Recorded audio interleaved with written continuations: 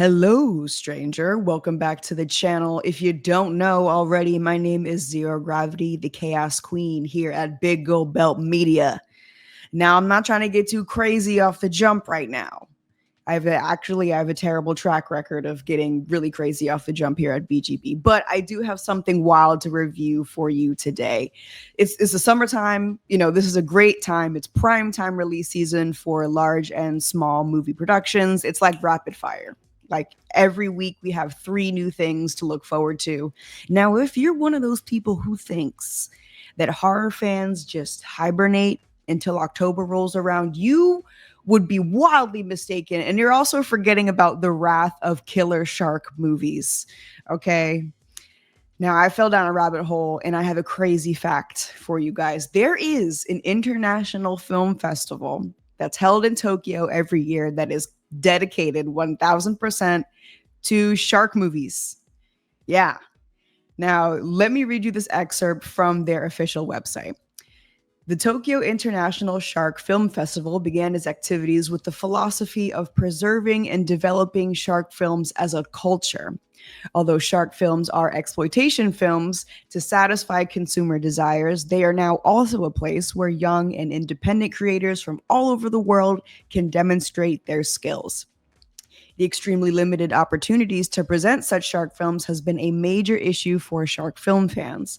The Tokyo International Shark Film Festival, which is for shark film fans, by shark film fans, and of shark film fans, will provide a place to present all kinds of shark films to the world with the motto, "There is no high or low in shark films." I don't know, guys. That seems pretty righteous to me.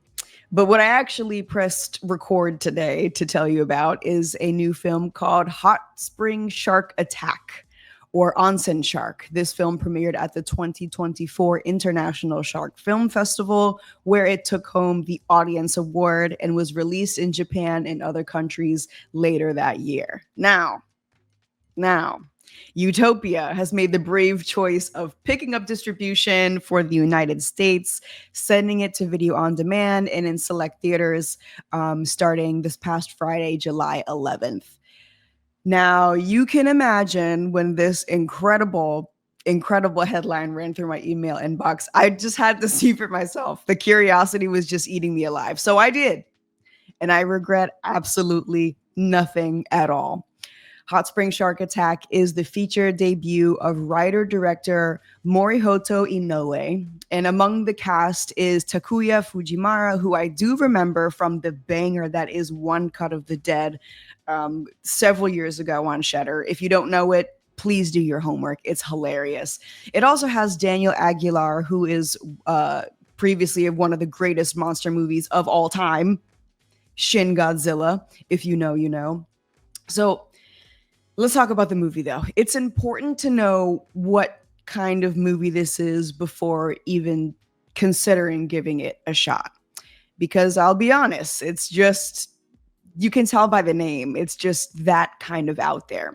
That being said, here is the official synopsis. Several visitors to a hot spring in Atsumi City have disappeared and later turned up dead, their bodies bearing severe injuries resembling those inflicted in shark attacks. These attacks are caused by an ancient shark that has been revived. That's all we got as an official synopsis. Now, I'm not blaming what I find from a shallow search online because this movie doesn't even have a Wikipedia page yet. There is a pretty important element worth knowing, which aligns more with the supernatural and fantasy elements of extreme cinema. It's very, very in line with the tokusatsu style of filmmaking from a very low budget standpoint. Now, I've talked about tokusatsu a bunch on this channel, but if you haven't heard me yap at this point, I will tell you that tokusatsu refers to the style of live action Japanese filmmaking that relies heavy on special effects. Think about like common kaiju films, Ultraman, those old school Power Rangers movies. It's camp and it's ridiculous and there's, people flying everywhere, stuff like that. That's the sort of vibe that Hot Spring Shark Attack embodies. Now, the special effects utilized, and I will put the heaviest emphasis on the word utilized, it gives this low budget shark monster mash a very high level of childlike campy stuff. I won't lie, it will probably drive most viewers away if they aren't already prepared for this type of movie. The general public will call the effects just straight up bad, but the specific audience that this film is speaking to will enjoy them, no doubt about it. The first half of this movie might make you think otherwise. It's pretty standard storytelling up until the second half kicks in and switches the vibe up completely, abrasively, if I might say so myself. From that point on, I'm going to say the halfway point, just be ready for some grade A stupidity. You know, so for the horror fans who have seen One Cut of the Dead, imagine a mixture of that same surface level humor.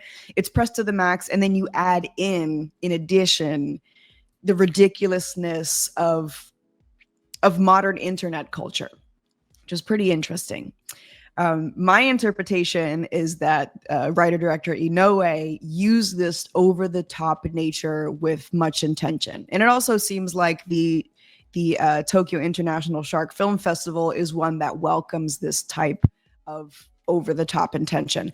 I feel like Hot Spring Shark Attack was made with the idea of just breaching over the top and adding in out of this world fantasy, superhero, supernatural elements that audiences might not expect. Because at the end of the day, the shark film subgenre is one that's gotten kind of out of hand in a good way. But, there's crazy things that we can do to make these films unique, because in the past we've seen they've been, they can be cookie cutter. But, we have to do things that the audience isn't going to expect when we're already in this ridiculous world. But the audience is definitely going to clap and laugh if this is the specific audience that this film is looking for. In a world where mainstream is expected to be, somewhat realistic, Hot Spring Shark Attack was just made to stand out in a subgenre that already stands out. So it better be ridiculous. So I understood the situation as a lover of tokusatsu and ridiculous sublime films. That's just me. Sometimes I can be easily impressed, but I do admit that this is best digested with a group, at a party, or in a screening with like-minded stupid action nerds such as myself. The reactions expected rely heavily on the group experience, as viewers can all laugh at where the hell this movie came from and where the hell it's going. I know I'm sounding a little cliche, but that's really how this is set up. Where the hell are we? How the hell did we get here? What is going to be the outcome of all of this? You just have to remove yourself from it completely. Now, to quote BJ and Harmony Colangelo from This Ends at Prom podcast, this is a total fuck off movie. Like, I can't call it a great movie objectively, because to me, it's not that, especially in its filler scenes, but it is wildly entertaining and makes for a super fun experience. I'm also super easy to please sometimes. I already said that before, but with this kind of stuff, I don't know. What can I say? Those are my thoughts. I hope you enjoy Hot Spring Shark Attack. If any of this review makes you feel a little skeptical, I'm just going to go ahead and tell you to skip it. But if you're like me and you are a fan of ridiculous, sublime, and over-the-top tokusatsu style filmmaking, grab some homies, grab a couple beers, and give it a shot. Why not? I've been Zero Gravity. Thank you so much for watching.